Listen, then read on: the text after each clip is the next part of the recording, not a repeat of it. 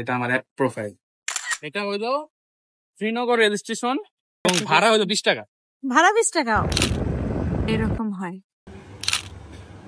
হঠাৎ করে মাথায় ভূত চেপেছে যে আমি স্কুটার চালানো শিখবো, কিন্তু আমি তো সাইকেলই চালাতে পারি না, স্কুটার কিভাবে চালাবো। আসসালামু আলাইকুম, দিস ইজ আরিফাই ব্লগ। কি অবস্থা সবার? আমি তো আজ ভীষণ খুশি। সন্ধ্যার দিকে বের হয়ে গেলাম আমার বড় বোনের বড় ছেলে আমার ভাগিনাকে নিয়ে। মাথায় যেহেতু ভূতটা চেপেছে, তাহলে ট্রাই তো করে দেখি।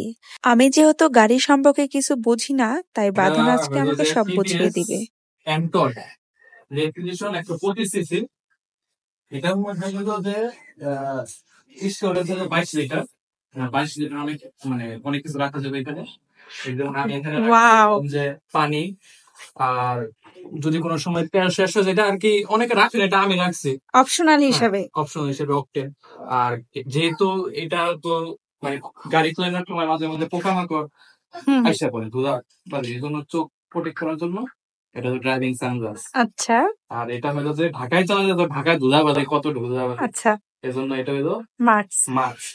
আর এটা হলো আমার এই যে গুপ্তধন। আচ্ছা, এখানে আমি আর কি রাখি।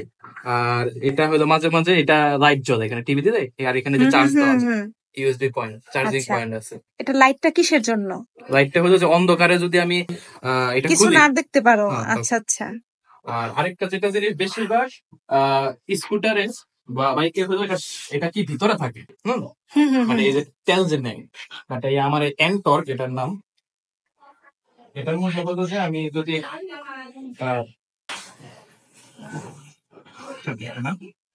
এই পাশে নেই, এই যেটা আমার তেলের ট্যাঙ্ক পিছে, হ্যাঁ, তাহলে কি আর এটা খুলতে হয় না, আমার এটা খুলে তেল নিতে হয় না, বা সামনে থেকে নিতে হয় না, এখান থেকে। আচ্ছা আচ্ছা, ঠিক আছে। একটা সবচেয়ে ভালো একটা আছে কি, যে এটা হলো ডিজিটাল মিটার। অ্যানালগ না, ডিজিটাল মিটার। আমি ডিজিটাল মিটারটা অন করি। এই যে দেখেন আমার নাম আসছে, হ্যালো আবির আহমেদ, স্ট্রিট মোড। এটা স্ট্রিট মোড কি, যদি বারবার ব্রেক করতে হয়, হ্যাঁ, সেই জন্য স্ট্রিট মোড, মানে এটা ঢাকার চলার জন্য বা বারবার ব্রেক এরকম জায়গায় শহর। আর আরেকটা যেটা আছে আমি এরকম করলাম, এই যে স্পোর্ট মোড, এটা কি গাড়িটা স্পিড বাইরে যাবো। হ্যাঁ, আর এগুলা সব আমার কত মাইলেজ কত কি, এগুলা সব আমি এই যে টিভিএস কানেক্ট, এই যে অ্যাপটা, এই অ্যাপটা দিয়ে আমি সবকিছু আর কি জানতে পারো। এটা আমার অ্যাপ প্রোফাইল। আচ্ছা ঠিক আছে। তুমি কি উবারও চালাতে পারবা? এখন গাড়িটা কিন্তু এখানে দেখা আছে, এখন গাড়িটা আছে অফ, এটা কিন্তু লক নাই। আচ্ছা। হ্যাঁ, লক করতে হলে গাড়িটা এইভাবে একটু রাখতে হবে। হ্যাঁ, এইভাবে রাখলে এই যে লক লক। এখন হলো যে গাড়িটা লক আছে, কেটে যাও। এখন তুমি গাড়িটাতে এভাবে উঠলো, ওঠার পরে যে স্টার্ট না, প্রথমে স্টার্টটা এমনি নামাই দেওয়ার পর এই যে এটা যখন অফে আনলাম, এখন কিন্তু সরান যায়, কিন্তু গাড়ি অফ আছে। হ্যাঁ, আচ্ছা, অন করলাম, গাড়ির মানে ডিজিটাল মিটারে এখন সব শো করতেছে, এই যে হ্যালো আমার নাম উঠছে। আচ্ছা। হ্যাঁ, এরপর এই যে ইঞ্জিন কি অন অফ সুইচ, এটা তুমি অন করলাম, ইঞ্জিনটা অন হলো, এটা টিভি দিল। এটা এই ক্লাচ বা ব্রেক যেটাই বলো, এটা হলো সামনের ব্রেক, তুমি ধরলাম, আমি হলো যে এইভাবে যেমন। হ্যাঁ, আর এই যে দেখো আরেকটা, এই যে এটা হলো না, কত লাইট কই গেছে গা, এটা হলো হেডলাইট। আচ্ছা দূরে, হ্যাঁ, আর এটা অফ করলাম, লাইট কমে গেল। আচ্ছা আচ্ছা, না, এবার তুমি বলবো। ওকে, তাহলে আমরা বসি আর আমার নেক্সট গন্তব্যে যে এটা আমরা শিখবো কিভাবে এটা চালাতে হয়।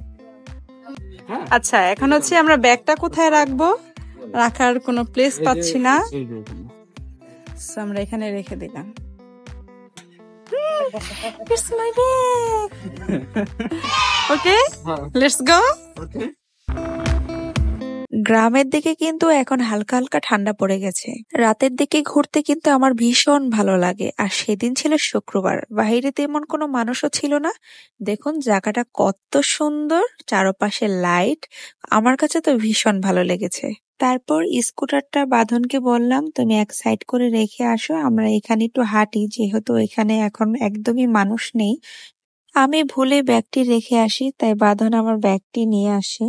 এখানে আমি স্কুটারটা চালানোর ট্রাই করলাম, কিন্তু আজ তেমন হয়নি। হয়তোবা কোনো একদিন চেষ্টা করতে করতে আমি পেরে যাব ইনশাল্লাহ। এটা হলো শ্রীনগর রেল স্টেশন। এখানে আর কি মানে এক্সপ্রেস ট্রেন থামে না। হ্যাঁ, এখন এক্সপ্রেস ট্রেন চালু হয় নাই, বলছে যে বেনাপোলের কাজ যখন শেষ হয়ে যাবে ট্রেনের, তখন আর কি এখানে চালু করবো, হয়তো বা ডিসেম্বর বা জানুয়ারি থেকে চালু করতে পারে।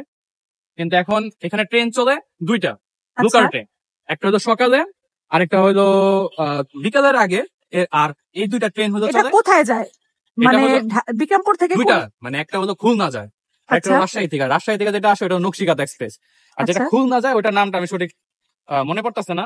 এই দুইটা ট্রেন যায়, এবং এই দুইটা ট্রেনই হলো যে আহ, এখানে আমাদের বিক্রমপুরে যে কয়টা স্টেশনে থামে, হয়তো মাওয়াতে থামবো, শ্রীনগর, নিমতলি, দেন হইলো যে মানে আহ এক এক স্টেশনে হুম, এটা থামতেছে ট্রেনটা। হ্যাঁ এইভাবে থামবো, এবং শেষ গন্তব্য স্টেশন হলো কমলাপুর, আচ্ছা এবং ঠিক ভাড়া আছে। হলো 20 টাকা। ভাড়া 20 টাকা, হুম। অনেক কম দাম, অনেক। এই তো আপনারা তো বাঁধনের কাছ থেকে সম্পূর্ণ ডিটেলসটা জেনেই নিলেন। চলো আন্টি, আমরা আমাদের যানবাহনের দিকে যাই। এটা হলো সমাজপুর ব্রিজ। আচ্ছা, এটা মনে হয় অনেক জনপ্রিয় একটা ব্রিজ।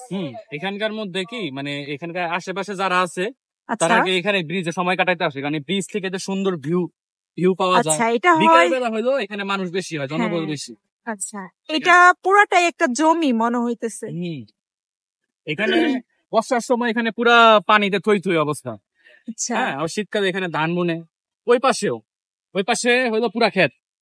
এখন আমরা কোথায় যাব এখন? এখন আমরা যাবো হলো মাওয়া রেল স্টেশন। হ্যাঁ, আচ্ছা এখন ব্রিজ থেকে নামলে আর কি এটা পরে। এই সমাজপুরের ব্রিজটি এখন নাম হয়ে গেছে টিকটক ব্রিজ। এখানে নাকি বিকাল হলেই অনেক মানুষ আসে ঘুরতে, কিন্তু আমি কিন্তু সেদিন তেমন কোনো মানুষ পাইনি বললেই চলে। এই জায়গাটার নাম কি, বাঁধন? এটা হলো মাওয়া রেল স্টেশন। আচ্ছা হ্যাঁ, আর এইটাই হলো সবচেয়ে বেশি মানে জনপ্রিয় আর কি রেল স্টেশনের মধ্যে। এখানে আর কি মানুষ বেশি আসতে পছন্দ করে, স্বাচ্ছন্দ্য বোধ করে, কারণ এখানকার সিকিউরিটি গার্ড গুলাও শ্রীনগরের মতো এত ঝামেলা করে না, আবার নিমতলার মতো একদম শুনশান, মানে শ্মশানের মতো না। এটা আচ্ছা মোটামুটি জনপ্রিয়। এখানে বিকালবেলা মানুষ এই যে এই সুন্দর রাস্তাটা এখানে হাঁটতে আসে, আর এটা সেফও কিছু ক্ষেত্রে, কারণ আচ্ছা এখানে আর্মি ক্যান্টনমেন্ট। আচ্ছা, আমরা কি ভিতরে যেতে পারবো? এই হচ্ছে ট্রেন স্টেশনের ভিতরের প্লেসটি। আর এখানে রংপুর আর রাজশাহী থেকে যে দুটি ট্রেন আসে সে ট্রেনগুলা কোথায় কোথায় থামে, কোন স্টেশনে থামে সেটাই সময়সূচি এখানে দেওয়া হয়েছে। আমি এখানে দুটি সময়সূচি জুম করে দেখানো ট্রাই করেছি, যদি আপনাদের কখনো কোনো প্রয়োজনে আসে তাহলে আপনারা দেখতে পারেন। এই টিভি গুলো আসলে মাঝখানে খুলছে আবার লাগায় রাখছে। টিভি গুলো বাংলাদেশে খেলার মতো, মানে মানে না দেখলেও চলবে আর কি, ইউজলেস থিংস। হ্যাঁ, অরিজিন চায়না। এগুলো হচ্ছে চায়না থেকে আনছে। এগুলো চায়না থেকে আনছে। এগুলো স্টেশনে মেবি কোনো গুরুত্বপূর্ণ কিছু জিনিস আছে, জিনিসপত্র যেখানে আচ্ছা বসে যে দেখা আছে কান্ট্রি অফ অরিজিন চায়না। আর এটা ছিল মাটির নিচে একটি রাস্তা। আমরা যদি এই সিঁড়ি দিয়ে নেমে হাতের ডান দিক দিয়ে যাই তাহলে আমরা ঠিক ওই সাইডে ওই প্লেসটিতে যেতে পারবো। তেমনি আমরা যদি এই সিঁড়ি দিয়ে নেমে হাতের বাঁ দিকে যাই তাহলে আমরা পিছনের দিকে ওই প্লেসটিতে যেতে পারবো।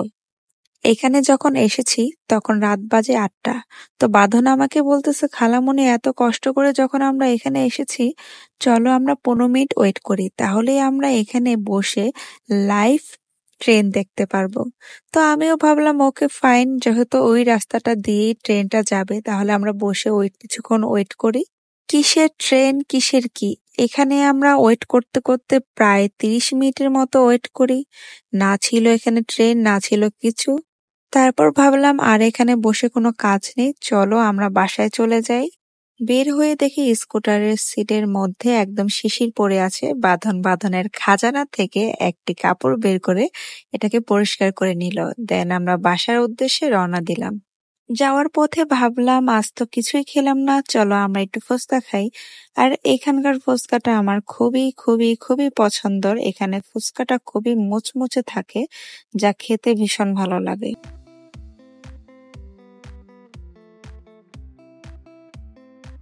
এই তো আমরা এখন বাসায় চলে আসলাম। বাসায় গিয়ে আর কোনো ক্লিপ নেওয়া হয়নি। তারপর আমরা রাতে ডিনারটা সেরে নিলাম। ভিডিওটি আজ এই পর্যন্তই। সবাই আমার ভিডিওটি লাইক, কমেন্ট এন্ড শেয়ার করতে ভুলবেন না। Thanks for the watching.